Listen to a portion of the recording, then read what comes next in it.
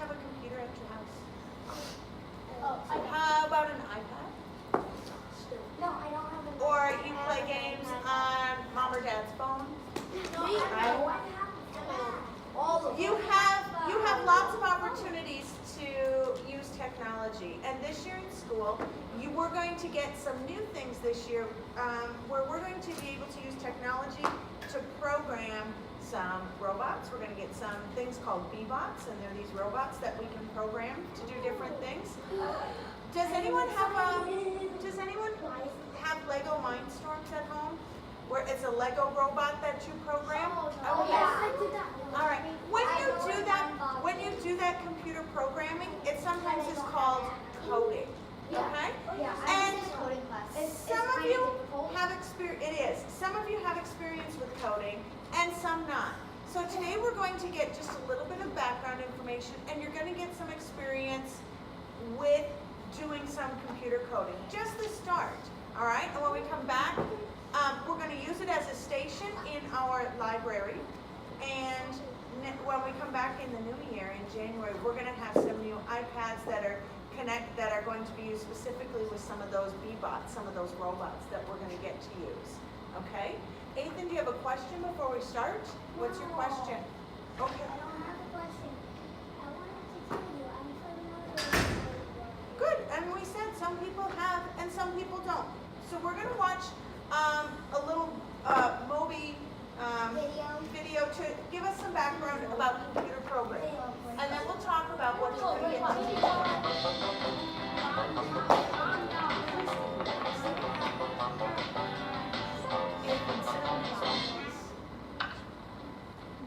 Uh-oh, think I made a mistake in my code.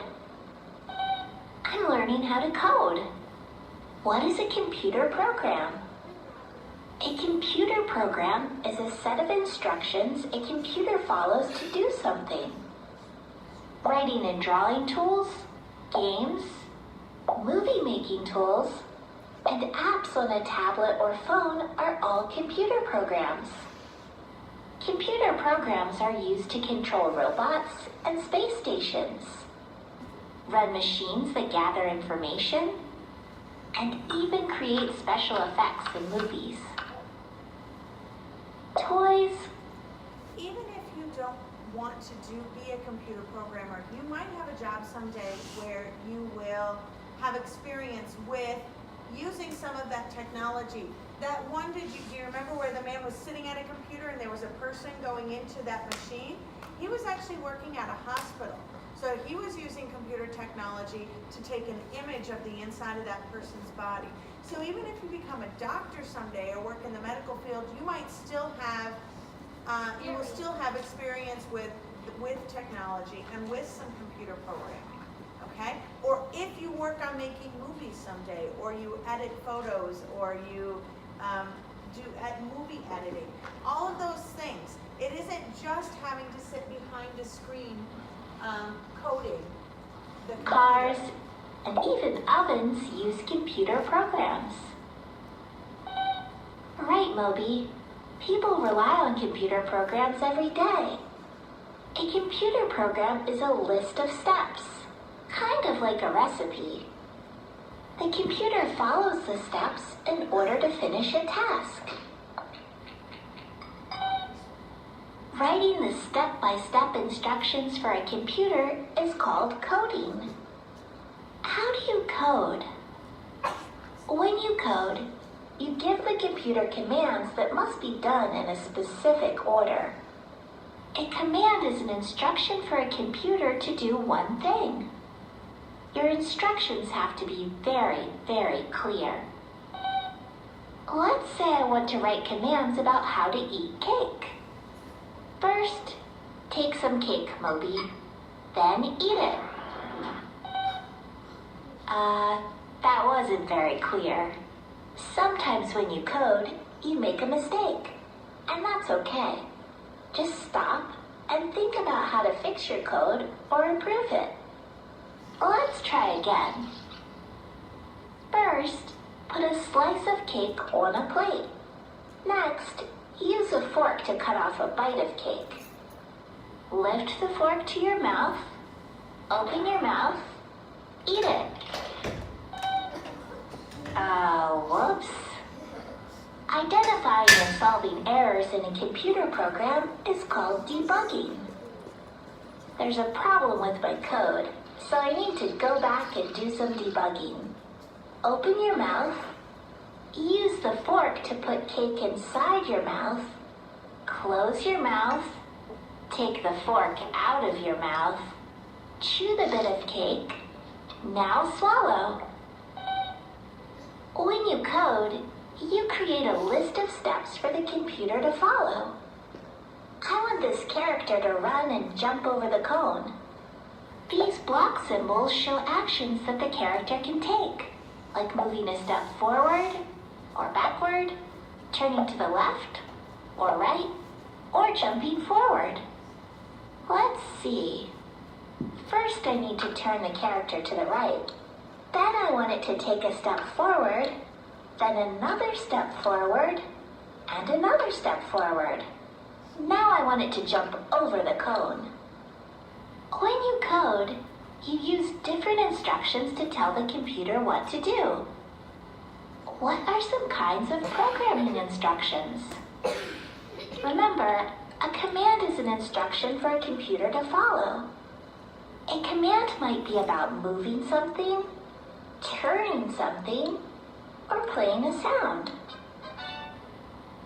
Sometimes you may want a computer to repeat a set of commands. I want you to keep eating the cake until you finish your slice. That means repeating the same steps you did before.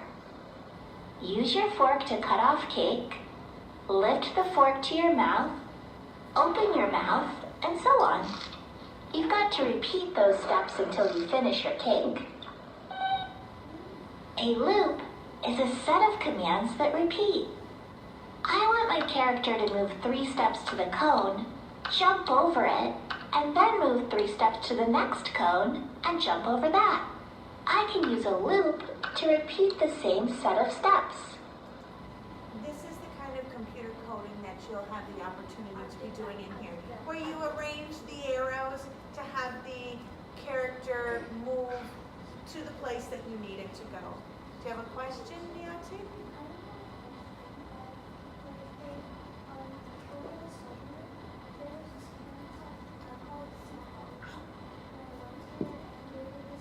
And it's the same kind of coding. Okay. Together, instructions like commands and loops can be put together to create an algorithm. An algorithm is a set of instructions to do a specific task. My set of instructions on how to eat a slice of cake is an algorithm. Other people can follow the same algorithm to do the same task.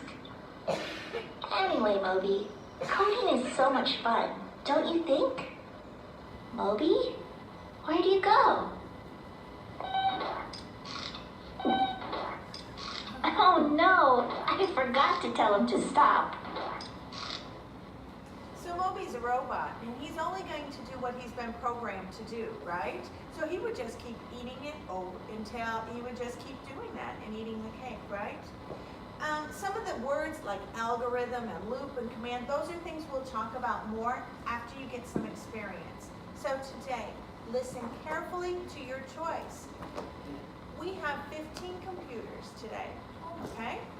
So, and some of you may choose to do computer coding and some of you may do our other choices.